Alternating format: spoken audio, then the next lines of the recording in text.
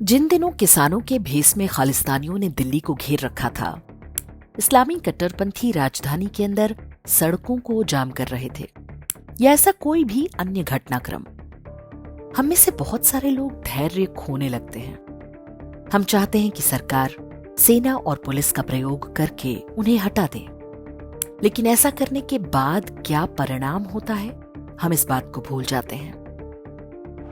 वर्तमान विश्व का इतिहास ऐसी घटनाओं से भरा पड़ा है जब सरकारों द्वारा कड़ी कार्रवाई ही अराजकतावादियों की संजीवनी बन जाती है। वास्तव में वो यही चाहते हैं, ये उनकी रणनीति का हिस्सा होता है। जनता के बीच लोकप्रिय सरकारों को केवल हिंसा से हटाया जा सकता है। यूक्रेन और पाकिस्तान समेत ढेरों अफ्रीकी और एशियाई देश इस बात का उदाहरण है। बांग्लादेश में शेख हसीना ने वही चूक की। हमें नहीं भूलना चाहिए कि अराजकतावादी शक्तियां हमेशा चाहती हैं कि सरकार को हिंसा करने के लिए मजबूर किया जाए, क्योंकि एक बार जब हिंसा आरंभ हो जाती है तो नियंत्रण उनके हाथ में होता है। उनके पास झूठ फैलाने और नैरेटिव गढ़ने का एक ऐसा अंतर्राष्ट्रीय तंत्र है जिसकी तोड़ बड़ी बड़ी सरकारों के पास भी नहीं है। ये झूठ की शक्ति है कि वे उन लोगों को भी कुछ समय के लिए बहकाने या भ्रमित करने में सफल हो गए जिन्होंने कुछ महीने पहले ही शेख हसीना को चुनाव में भारी विजय दिलाई थी। शेख हसीना के कार्यकाल में ही बांग्लादेश एक भूखे नंगे फटीचर देश से विश्व की सबसे बड़ी गारमेंट एंड टेक्सटाइल फैक्ट्री बन चुका था। आप चाहें तो अपनी कपड़ों की अलमारी भी चेक कर लें, कई मेड इन बांग्लादेश कपड़े मिल जाएंगे। जो युवा बांग्लादेश की आर्थिक समृद्धि के सबसे बड़े लाभार्थी थे, उन्होंने ही अपने पैरों पर कुल्हाड़ी मार ली। शेख हसीना के जिन अंडरगारमेंट्स के साथ वे फोटो खिंचवा रहे थे, वे भी बांग्लादेश में ही बने रहे होंगे, लेकिन अब चीन या किसी अन्य देश में बनेंगे। 2024 के लोकसभा चुनाव में आंशिक रूप से यही सब होते हमने भी देखा है।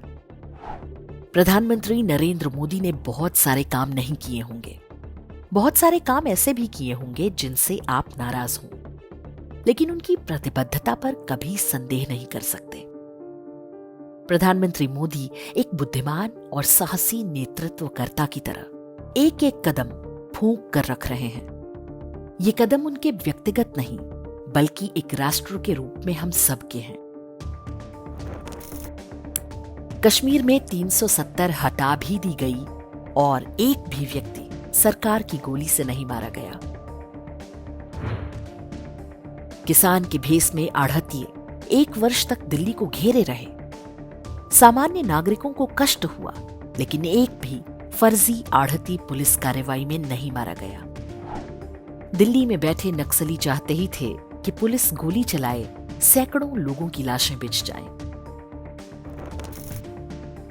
अमेरिका और चीन जैसी विस्तारवादी शक्तियां जिस प्रकार से विश्व भर में लोकतांत्रिक सरकारों को अस्थिर करने में जुटी हैं, भारत उनके लिए एक बहुत बड़ी चुनौती बनकर खड़ा है। पूरा जोर लगाकर भी वे यहां अपनी कठपुतली सरकार नहीं बिठा पाए हैं। उनका तंत्र हमें जातियों में बांट रहा है, नए नए विवाद पैदा कर रहा है, हमारे उन उद्योगपतियों को निशाना बना रहा है जो उनके इशारे पर चलने को तैयार नहीं।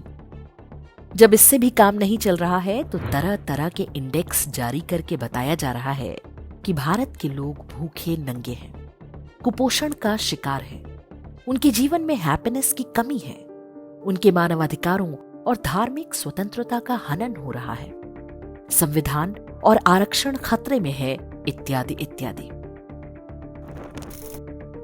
हमारे पूर्वजों ने जिस शतरंज के खेल का आविष्कार किया, उसमें 64 खाने ही होते थे, लेकिन भारत विरोधी शक्तियां शतरंज के बोर्ड के बाहर जाकर भी खेल रही हैं। उन्होंने अपने नियम बना रखे हैं। इस खेल में जीतना है तो हमें भी यही करना होगा।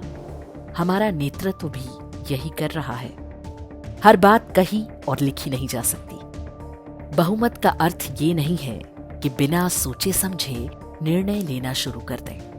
आपको शतरंज की गोटियां संविधान रूपी चेस बोर्ड पर बिठानी है।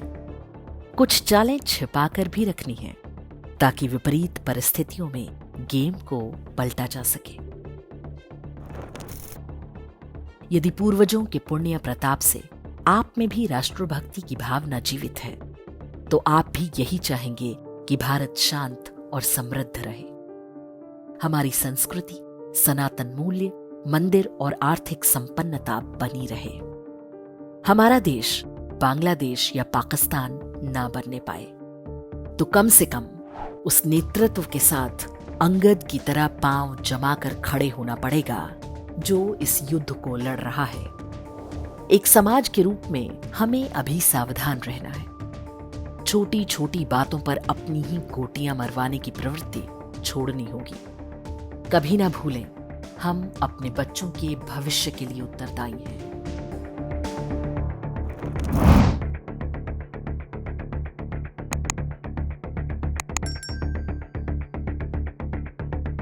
इंडेक्स ऑनलाइन के वीडियो समाज को समर्पित हैं। आप इनको डाउनलोड करके जैसे चाहे वैसे प्रयोग कर सकते हैं। चाहे तो आप हमारे टेलीग्राम चैनल से जुड़ सकते हैं। वहां सारे नए पुराने वीडियो आपको मिल जाएंगे। हमारे सोशल मीडिया लिंक हर वीडियो के डिस्क्रिप्शन में होते हैं। हमारा एकमात्र उद्देश्य हिंदू समाज को जागृत और एकजुट करना है। इसमें सहभागी बने। धन्यवाद।